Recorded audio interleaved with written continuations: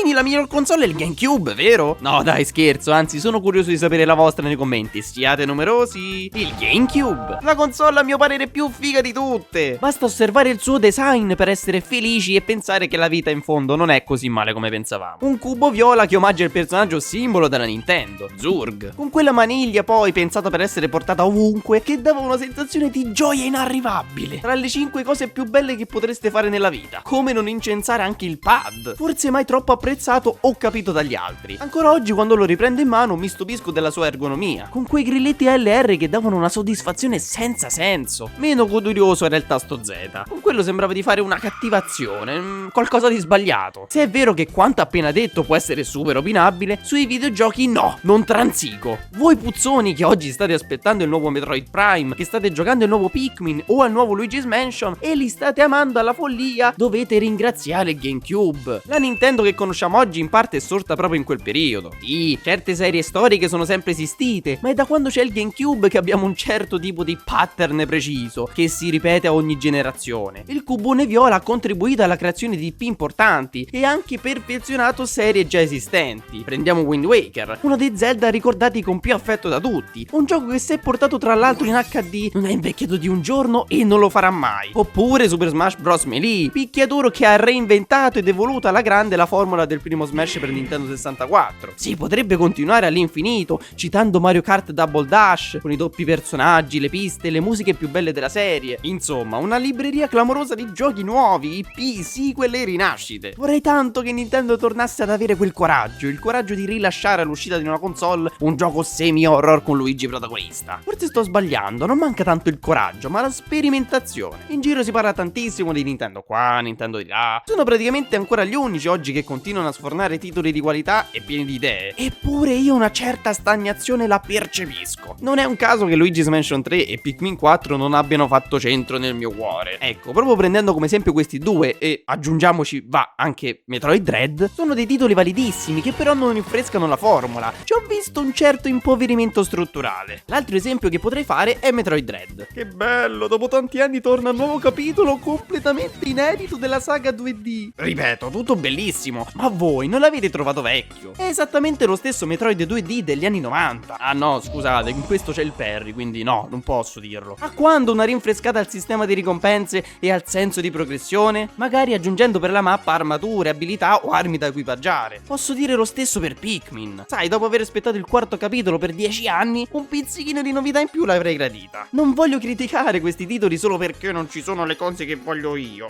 Anzi, soffrirei se dovesse passare questo messaggio. Non voglio venire etichettato come quello a cui non va mai bene niente, ma sono dei ragionamenti che ho maturato nel corso del tempo. Io questo appiattimento lo avverto, specialmente e anzi soprattutto da quando Switch è entrata nelle nostre case. E poi non posso fare tutte le erbe un fascio. Kirby per esempio mi ha soddisfatta alla grande, così come Tree Houses e il DLC extra tra virgolette di 3D World. Lì ci ho visto la voglia di andare oltre, di osare un pochino di più, di cambiare. È come se con certe serie avessero trovato una quadra, tipo PlayStation con le sue esclusive. Sony nel corso degli ultimi anni si è costruita questa enorme zona di comfort che ha finito col far assomigliare tra loro tutte le sue esclusive. Con il GameCube questa cosa non c'era. Ogni titolo aveva la sua peculiarità. Sono ancora in forma sia nel gameplay che graficamente, e su quest'ultimo aspetto ne abbiamo avuto la prova con le ultime remastered uscite. Avevano queste texture che erano un'unica cosa, tutte unite, dallo stesso colore, come se fossero dei cartoni animati. Superfici semplici che venivano spalmate sugli oggetti e sugli scenari. Questo erano. Ecco perché sono belli pure nel 2025. I giochi Nintendo difficilmente invecchiano perché sono giochi nel vero senso della parola. Sono intrisi della purezza del videogioco, senza disdegnare però anche la controparte. È importante che ci siano tutte e due, anzi tre, meglio va. La sesta generazione videoludica, al netto dei gusti personali, rimane imbattuta. Una fucina di giochi che hanno segnato questo medium, titoli rivoluzionari uno dietro l'altro. Con questa genesi si è fatto la storia e la si sta continuando a fare su quelle ceneri. Io sono del 2002, non ho vissuto quel periodo, ma con quei giochi ci sono cresciuto, li ho amati, rigiocati anche da più grande. E sapete una cosa? Non è nostalgia, cazzo. Parlo da persona che negli anni ha cercato di costruirsi una sua visione critica, una visione che potesse andare oltre quella semplice e soggettiva. E oggi, a 22 anni, posso riaffermare, stavolta con più consapevolezza nei miei mezzi, che il GameCube è una signora console. Nintendo usciva da un periodo non stellare a livello di vendite. Il Nintendo 64 non fu né un flop né un successo. C'era bisogno di cambiare, rischiare qualcosa. E la grande N l'ha fatto con il GameCube, continuando a sbagliare, sempre sulle solite cose, testarda com'è. E cavolo dei mini CD, un'altra follia venuta in mente a loro dopo aver visto che problemi aveva portato le cartucce del Nintendo 64. E loro ci hanno risbattuto la faccia. Tutte cose che effettivamente forse portarono Nintendo e il GameCube non a quel successo che si meritava. Dove la concorrenza si batteva per creare supporti multimediali, adottando i DVD e rendendo compatibili anche le console coi film, Nintendo come al solito faceva l'opposto. A fianco aveva un gigante, la PlayStation 2 di Sony,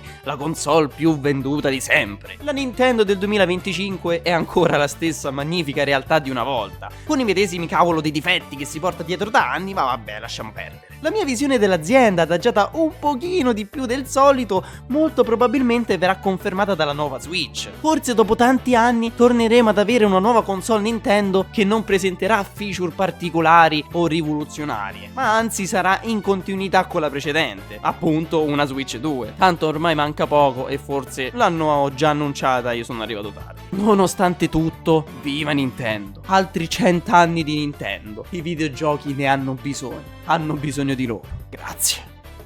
Carissimi, come al solito, mi piacino, commentino, iscrizioncina e siamo tutti più felici, no? Che dite? Grazie mille.